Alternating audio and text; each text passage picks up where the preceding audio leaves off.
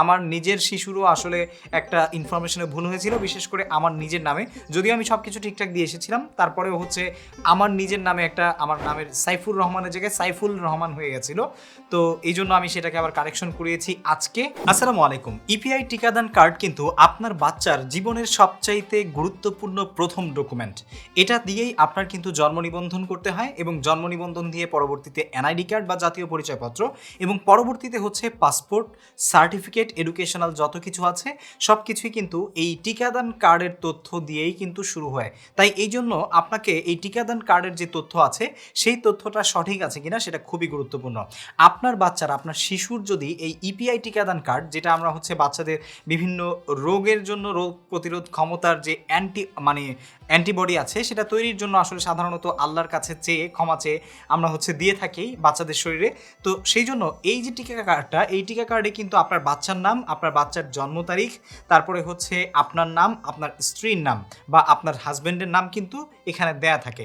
So এই যে তথ্যগুলো, আপনার বাচ্চার নাম, আপনার বাচ্চার জন্ম তারিখ, আপনার নাম এবং আপনার স্পাউজের নাম, ঠিক আছে, আপনি হাজব্যান্ড হলে আপনার ওয়াইফের নাম, আর আপনার ওয়াইফ হলে আপনার হাজব্যান্ডের নাম, এই যে তথ্যগুলো থাকে, এই তথ্যগুলোর মধ্যে যদি কোনোটায় কোনো ভুল হয়ে যায় তাহলে কিন্তু এই ভুলটাই আপনার জন্ম নিবন্ধনে যাবে, এবং জন্ম নিবন্ধন থেকে জাতীয় পরিচয়পত্র, এডুকেশনাল সার্টিফিকেট এবং হচ্ছে আপনার যে পাসপোর্ট আছে সব কিছুতে এই ভুলটা থেকেই যাবে। তাই জীবনের প্রথম ডকুমেন্টটা যদি আসলে এরকম ভুল হয়েই যায়, এটা কিন্তু খুবই মারাত্মক একটা বিষয়।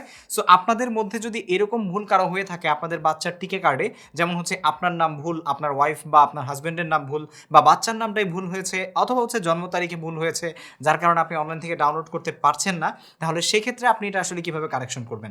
এটা কারেকশন করাটা একদমই সহজ। আপনি হচ্ছে যদি প্রথমবার টিকা দিয়ে থাকেন এবং পরবর্তীতে টিকা দিতে যাওয়ার আগে এই কার্ডটা যখন ডাউনলোড করেছেন তখন দেখেছেন এখানে কোনো না কোনো তথ্যে গরমিল রয়েছে, কোনো স্পেলিংয়ে ভুল হয়েছে বা কোনো কিছুতে ভুল রয়েছে, তাহলে সেক্ষেত্রে পরবর্তীতে আপনি যখন টিকা দিতে যাবেন তখন হচ্ছে এই কার্ডটা পাওয়ার আগে হসপিটাল থেকে আপনাকে যে রেজিস্টার বুকের নাম্বারটা দিয়েছিল একটা কাগজের সাথে, সেই রেজিস্টার বুকের নাম্বার সহ ওই কাগজটা সঙ্গে নিয়ে যাবেন, এবং এই কার্ডটাও আপনি সঙ্গে নিয়ে যাবেন। নিয়ে গিয়ে যেখান থেকে আপনি টিকা দিচ্ছেন সেখানে তথ্য কেন্দ্রে বা টিকাদান কেন্দ্রে আপনি সেখানে এটা বলবেন যে আমার এই তথ্যটা ভুল হয়েছে, আসলে আমার তথ্য এইটা, প্রয়োজনে আপনি জাতীয় পরিচয়পত্র বা আপনার পাসপোর্ট যেটা প্রমাণ করে যে আপনার তথ্য ওইটা না এইটা, সেটা আপনি সঙ্গে নিয়ে যাবেন। আর যদি বাচ্চার কোনো তথ্যে ভুল দিয়ে থাকেন তাহলে সেক্ষেত্রে বাচ্চার হসপিটাল থেকে যদি কোনো বার্থ সার্টিফিকেট দিয়ে থাকে বা যেখান থেকে জন্মগ্রহণ করেছে সেখান থেকে কোনো রিলিজ পেপার দিয়ে থাকে, তাহলে সেই ডকুমেন্টগুলো সাথে নিয়ে যাবেন যদি দেখতে চায়। সাধারণত দেখতে চায় না, দেখতে চাইলে আপনি এগুলো দেখাতে পারেন।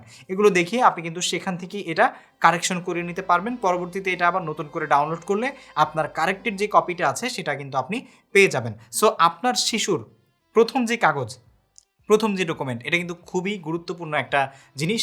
আমার নিজের শিশুরও আসলে একটা ইনফরমেশনে ভুল হয়েছিল, বিশেষ করে আমার নিজের নামে। যদিও আমি সব কিছু ঠিকঠাক দিয়ে এসেছিলাম, তারপরেও হচ্ছে আমার নিজের নামে একটা, আমার নামের সাইফুর রহমানের জায়গায় সাইফুল রহমান হয়ে গেছিলো। তো এই জন্য আমি সেটাকে আবার কারেকশন করিয়েছি আজকে। সেই জন্য ভাবলাম যে এই ভিডিওটা আপনাদের সাথে শেয়ার করি, তাহলে আপনাদেরও হয়তো বা উপকার হবে অনেকের, বিশেষ করে যাদের এই ধরনের প্রবলেম তৈরি হয়েছে।